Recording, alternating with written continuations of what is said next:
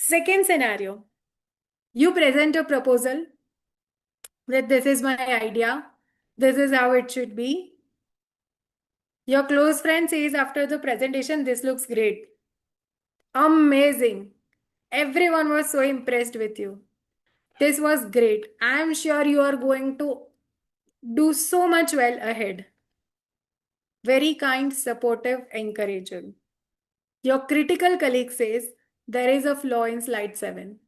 Honest, specific, useful, but critical. So who contributed more to your success? The one who says nahi nahi sab kuch acha hai, or the one who showed that this is how slide 7 could be improved? The critic, right? Yes, ma'am, agreed. Yes, ma'am, strongly agreed. Someone who's criticizing all my slides should strongly agree, right? Yes, ma'am. So see what happens is when this presentation is made, now today I didn't have time, but usually what happens is all those presentations that come to you go through my critic at home, all the slides, and I get to know what are the changes that should be done in each slide. This is a situation that happens in my life every time. So sometimes the most valuable feedback comes from the person you like the least. If it comes from your friend, great, you will still be willing to accept it. But it can come from a person you do not like, or you do not know, or who does not even matter. It's just an acquaintance. But a critic is not always an enemy. Sometimes they are the only person who's willing to tell you the truth. Your friends already know you will get triggered, you will not like it, it might affect your friendship, so they don't tell you the truth. But this critical colleague is someone who's telling you the truth. So take that honest feedback. In such cases, blindly trusting that your friend said everything was okay might not bode well for you, for your growth. Next situation, turning rivals into allies. Now see, two department heads were competing. They were different, they had different priorities, different opinions, and they were always arguing whenever there was board meeting, whenever there was meeting of all department heads. These two people were always the ones who kept on arguing, and always there was a tension between them. They were always trying to put each other down. Now, a challenge came up in front of both of them where a budget needed to be approved by higher authorities, and if these two departments did not collaborate, the budget would not be approved. Only one department could not succeed alone. Such a situation arose. A shared challenge came up in front of them. So, what would you do if you had to choose this? Would you protect your ego, hold your ground? You would win the battle but lose a bigger opportunity. कि नहीं यार, इसके साथ तो नहीं. I cannot go and work in collaboration with a person like this. We have always fought. I do not like him. I do not like his values. He always disrespects and insults me. Let the opportunity go. I will not go and collab. Or let's look at the bigger picture. This opportunity could bring a lot of success to me, my career, my team.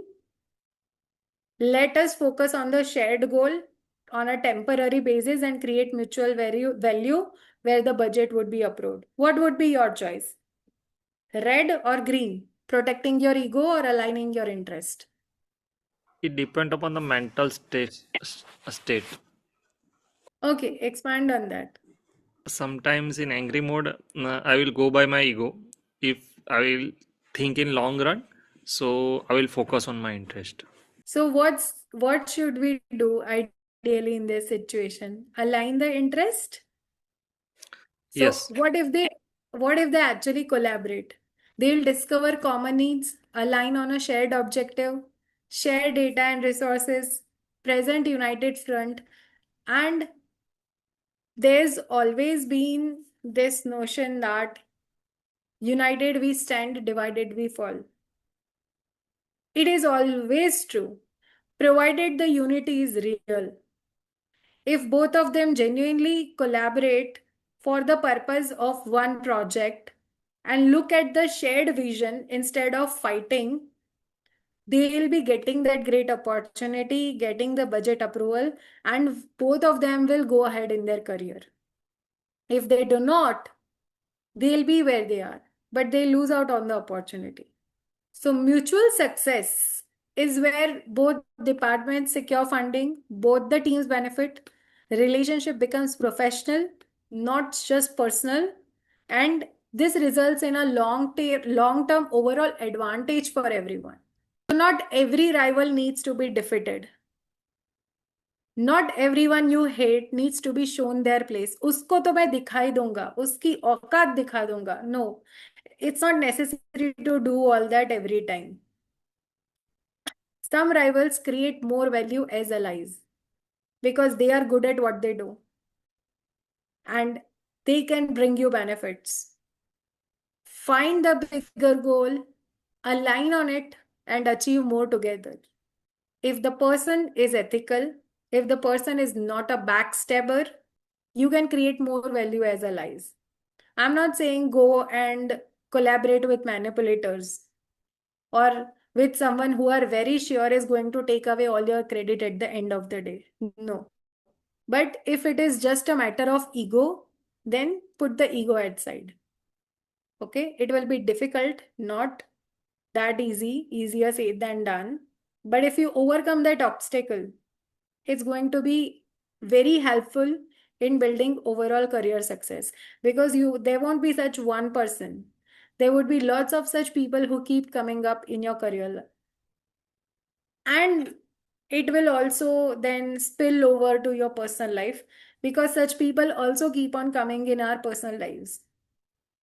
Then you will be able to handle your ego and look at the benefit and work with such people. So when you are collaborating, with whom are you competing? No one. You are all on the same side. So then they don't remain your rivals. Workplace scenario 4. When friends become your colleagues. Let's say a startup founder has 3 close friends. A quick question before you go. If your best friend worked for you, could you hold them accountable? And would everyone else believe you are being fair? We will tackle both questions in part 6. And if you like this Ethical Power series, subscribe and turn on notifications. See you in part 6.